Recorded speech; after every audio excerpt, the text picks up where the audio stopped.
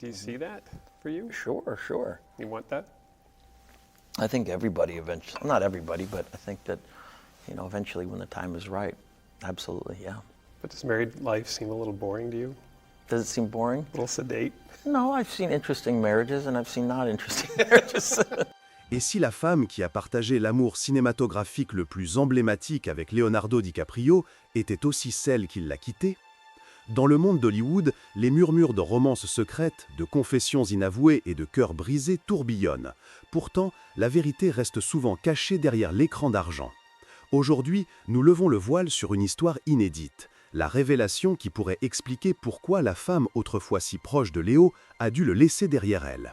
Rejoignez-nous alors que nous plongeons dans une confession franche, une révélation onirique et la vérité émotionnelle qui remettent en question tout ce que nous pensions savoir sur l'amour, la loyauté et le prix de la gloire. Préparez-vous à une histoire qui vous fera remettre en question les frontières entre amitié et chagrin et la raison choquante derrière une rupture qui a stupéfié le monde. Leonardo DiCaprio et Kate Winslet partagent un lien devenu presque mythique dans les cercles hollywoodiens. Une amitié qui a survécu aux rebondissements les plus dramatiques de l'industrie cinématographique. Des ponts exigus et balayés par la tempête du funeste Titanic, au moment de réflexions calmes et privées, le duo est resté le système de soutien constant l'un de l'autre pendant plus d'un quart de siècle. Le lien a commencé un jour où le monde rêvait encore de navires romantiques et de la promesse d'une nouvelle génération d'acteurs. Kate, alors âgée de 21 ans, a été propulsée sous les feux des projecteurs d'une production massive qui allait définir une carrière. Léo, 22 ans, était déjà sur le point de devenir une star. Le plateau de Titanic était un lieu de sueur, de frustration et d'émotions brutes et non filtrées qui nourrissent l'art. Ils se sont rencontrés sur le pont, sous l'éclat des lumières du studio, et ont trouvé l'un chez l'autre une âme sœur, tous deux avides de vérité dans leur art, tous deux méfiants des attentes imposées par des médias friands de drame. Un rêve qui allait ancrer leur amitié pendant des années est l'une des histoires les plus intimes que Kate ait jamais partagées. En 2008, alors qu'elle tournait le film Les Noces rebelles, Revolutionary Road, lourd en émotions, elle a rêvé de remettre à Léo un presse-papier gravé des mots « Où que tu ailles, j'irai aussi ». Le rêve l'a tellement marqué qu'elle a su que c'était plus qu'une image éphémère, c'était une promesse, un vœu de camaraderie. Quand elle en a parlé plus tard à Léo, l'acteur a été ému aux larmes, la même émotion qui allait devenir un thème récurrent dans leur histoire partagée. Ensemble, ils ont transformé ce rêve en réalité en gravant la même phrase sur des souvenirs l'un pour l'autre. À la fin du film, ils ont échangé ces jetons comme témoignage de leur amitié. Ils sont devenus les confidents l'un de l'autre, un rappel vivant qu'un rêve pouvait devenir une vérité partagée, forgée dans le creuset d'un tournage exigeant. Ce lien a résisté à toutes les tempêtes que Hollywood peut engendrer. Les années de pandémie se sont avérées les plus éprouvantes, une période de 3 ans qui les a séparés physiquement. Mais le fil émotionnel est resté intact. Quand ils se sont finalement retrouvés à Los Angeles, Kate n'a pas pu retenir ses larmes. Elle a réfléchi au poids émotionnel de revoir Leo après tant d'années de distance. « Je le connais depuis la moitié de ma vie », a-t-elle dit, sa voix faisant écho à la profondeur de leur histoire partagée. Même si leurs vies les ont menés dans différents pays et carrières, ils ont trouvé des moyens de maintenir le lien vivant, à travers des souvenirs partagés, un soutien mutuel et la tranquille certitude que leur amitié perdurerait. Pendant le tournage de Titanic, les difficultés étaient palpables. Le calendrier incessant, les exigences physiques et le contrôle constant de la presse les ont forcés à s'appuyer l'un sur l'autre. Kate se souvient d'une époque où Léo semblait avoir plus de jours de congé qu'elle. C'est un petit détail, presque trivial, pourtant il souligne le côté humain de leur relation. Le lien qu'ils ont forgé dans ce creuset est devenu incassable. Lorsque Léo a finalement remporté son Oscar en 2016, Kate a été l'une des premières à le serrer dans ses bras. Ce geste était une reconnaissance discrète d'un partenariat de toute une vie qu'il avait soutenu à travers les triomphes comme les revers. Léo a toujours été décrit comme solide, loyal et généreux en amitié, une qualité rare dans un monde qui valorise la rivalité plus que la solidarité.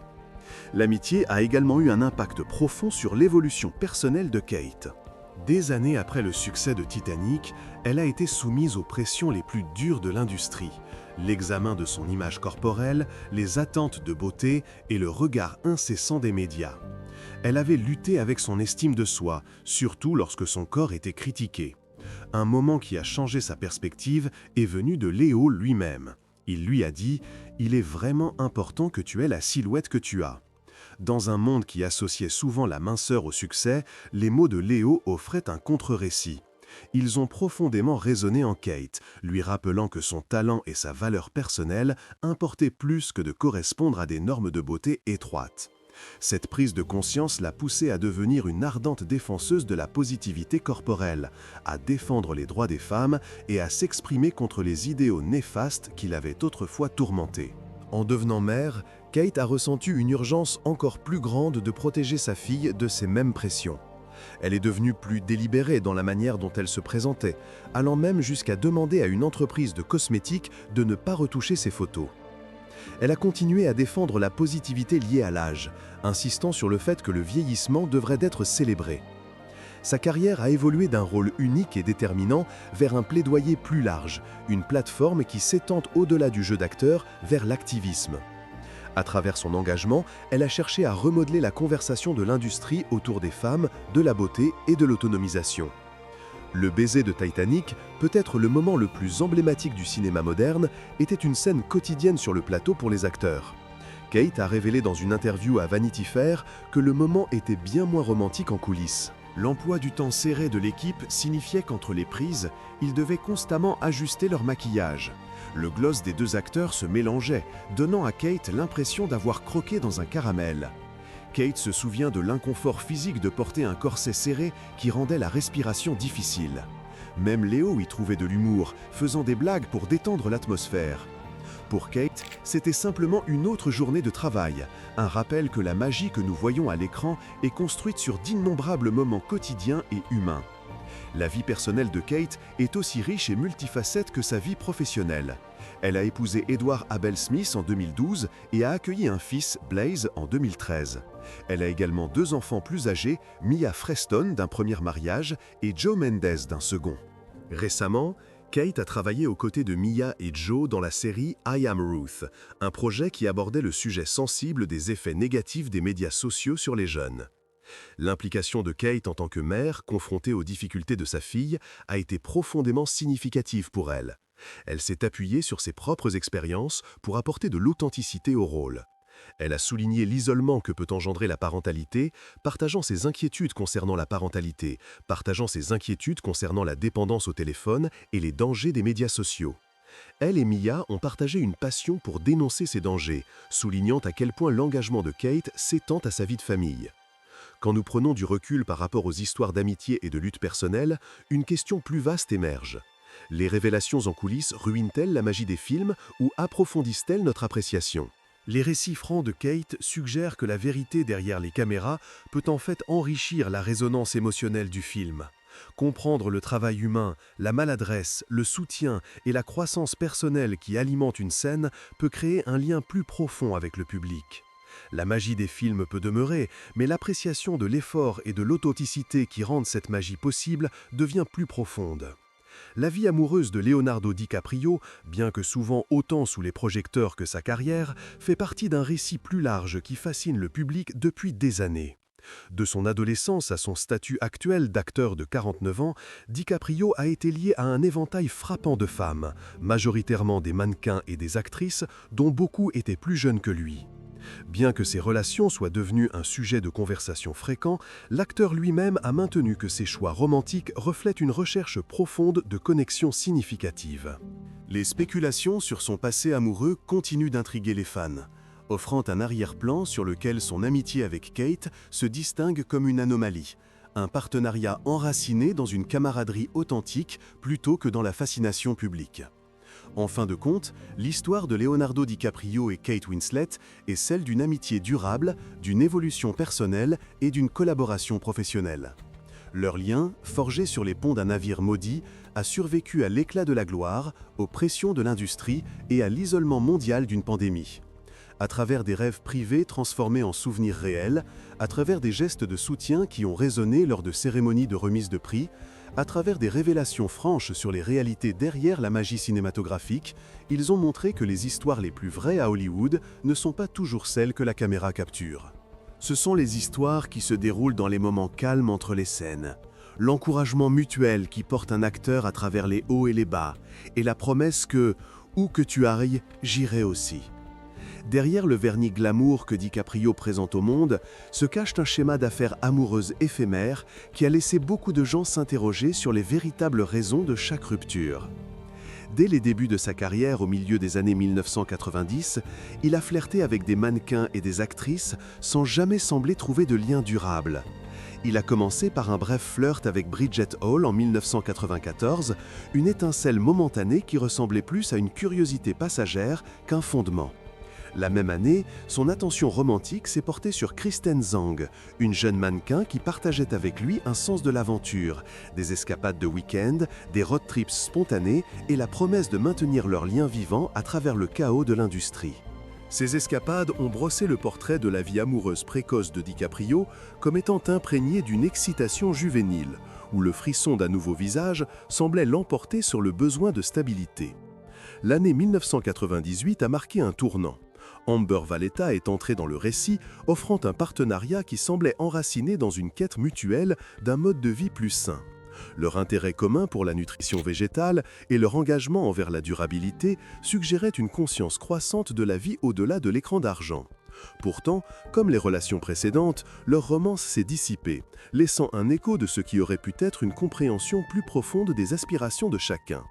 Pour un homme qui allait bientôt devenir une icône mondiale, ses premières expériences avec de jeunes mannequins et actrices semblaient cimenter un schéma, des relations construites sur l'immédiateté plutôt que sur un engagement à long terme.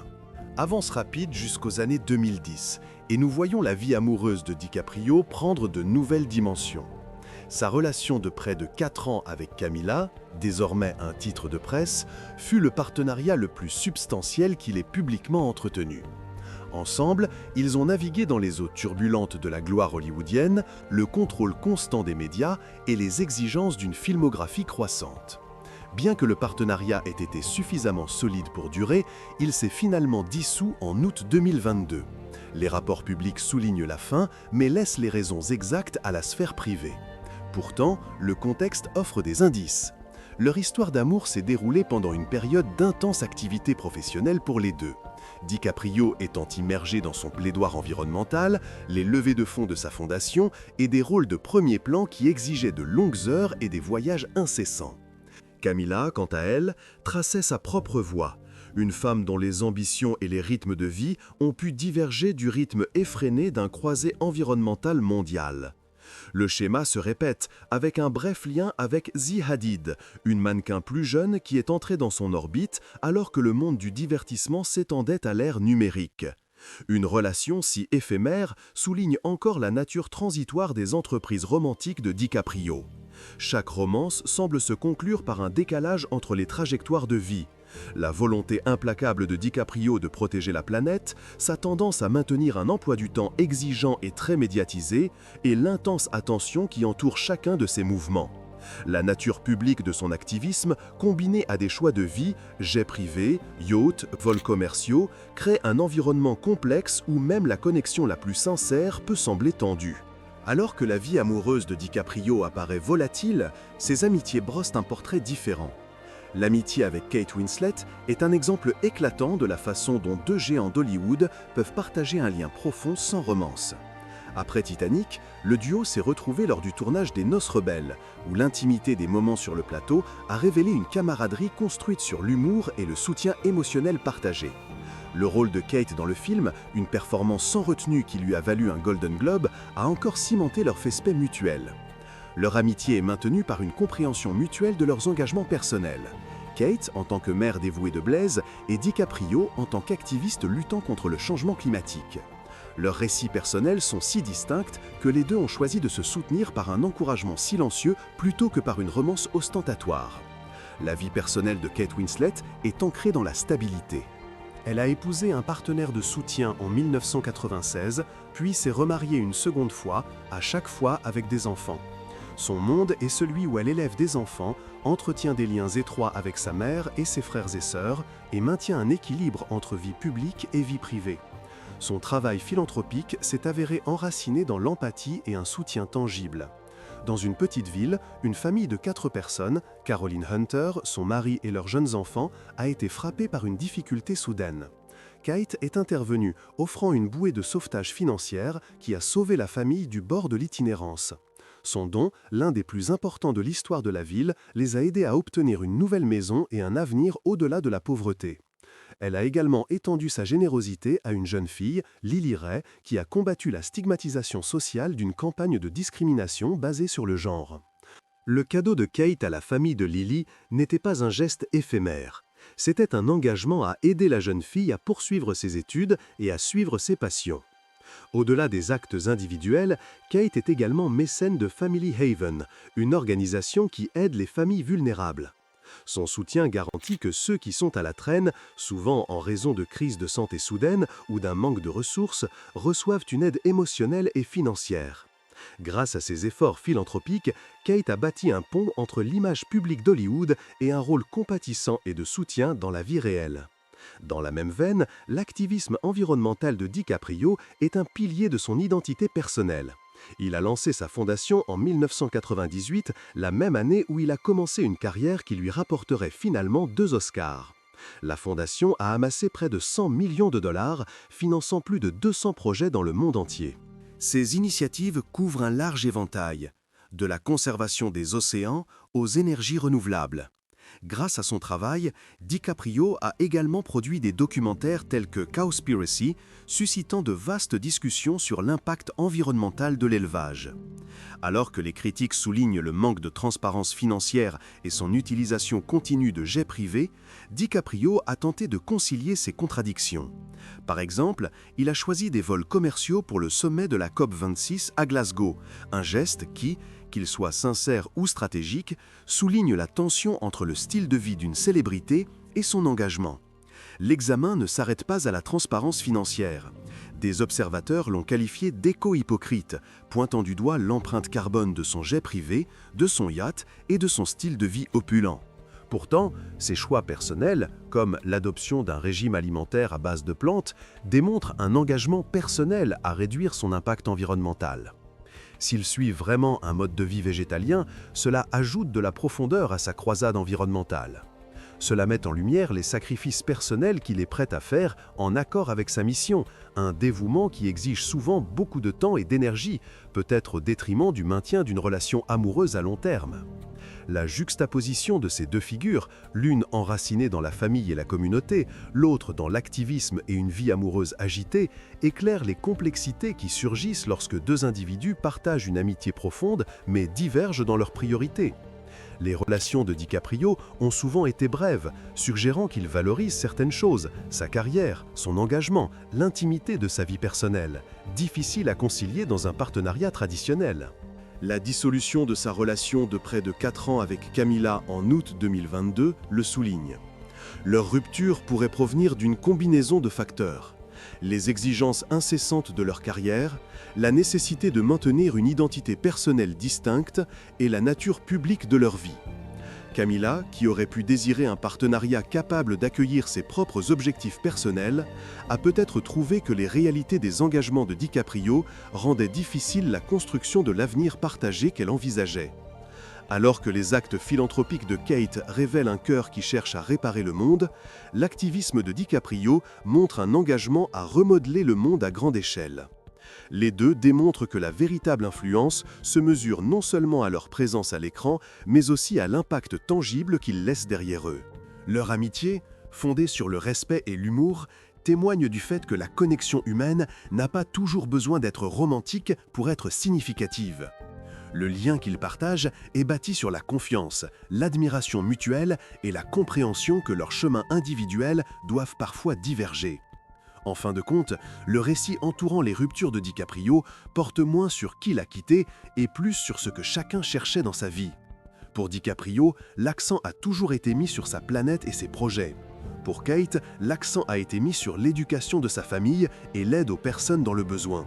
Leur différence, plutôt qu'un événement unique, éclaire une vérité plus large, que les relations les plus profondes sont celles qui honorent la croissance individuelle de chaque personne impliquée. Alors que l'écran hollywoodien offre des romances infinies, la réalité de ces stars est bien plus riche. Leurs histoires ne sont pas définies par l'amour qui a échoué, mais par la gentillesse, l'activisme et les amitiés profondes qui continuent de nous inspirer tous. L'histoire de la rupture de Leonardo DiCaprio avec son ex-épouse est un récit qui s'étend au-delà des paillettes des gros titres hollywoodiens. C'est le conte de deux personnes dont les choix de vie, bien que tous deux animés par un profond sens du but, n'ont pas pu s'aligner suffisamment longtemps pour maintenir un avenir partagé.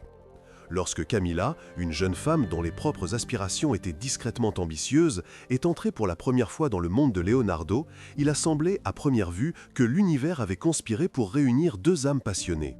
Pourtant, les qualités mêmes qui les avaient rendus magnétiques sont également devenues les failles qui ont finalement déchiré leur relation. Camilla avait grandi dans une famille qui valorisait l'intimité et l'humilité. Elle préférait le bourdonnement discret d'un appartement à Manhattan au rugissement bruyant d'un jet privé qui deviendrait plus tard une part distinctive de la persona publique de Leonardo. Elle se contentait d'un régime alimentaire à base de plantes, le genre de mode de vie discipliné qui reflétait sa propre considération attentive du monde dans lequel elle voulait vivre. Lorsque Leonardo l'a invitée à le rejoindre sur un tournage dans les rues mouillées de pluie de Nouvelle-Zélande, elle a été ravie par l'énergie créative qui pulsait à travers chaque image. Mais à mesure qu'il passait d'un projet à l'autre, le fossé entre la vie privée qu'elle désirait ardemment et la vie publique qu'il menait a commencé à s'élargir. L'emploi du temps de Leonardo était une série incessante de réunions, de tournages et de sommets environnementaux qui exigeaient de longues périodes loin de chez lui. Il était devenu un nom familier pour son activisme, prenant la parole lors d'événements de la COP, sortant des documentaires sur le changement climatique et participant à des débats publics qui s'étiraient souvent jusque tard dans la nuit. Il volait entre Los Angeles, Paris, Londres et les Nations Unies avec la même régularité qu'il se rendait sur un plateau, et chaque nouveau vol semblait apporter une nouvelle vague de critiques, surtout de ceux qui estimaient que ces jets privés ne pouvaient pas coexister avec son plaidoyer écologique. Les outils même qu'il utilisait pour se rendre aux réunions environnementales les plus critiques du monde sont devenus des symboles d'hypocrisie aux yeux des critiques. Aux yeux du public, Leonardo ne pouvait échapper à l'examen minutieux selon lequel ses jets privés et son yacht représentaient un conflit permanent entre le mode de vie qu'il menait et l'activisme qu'il défendait.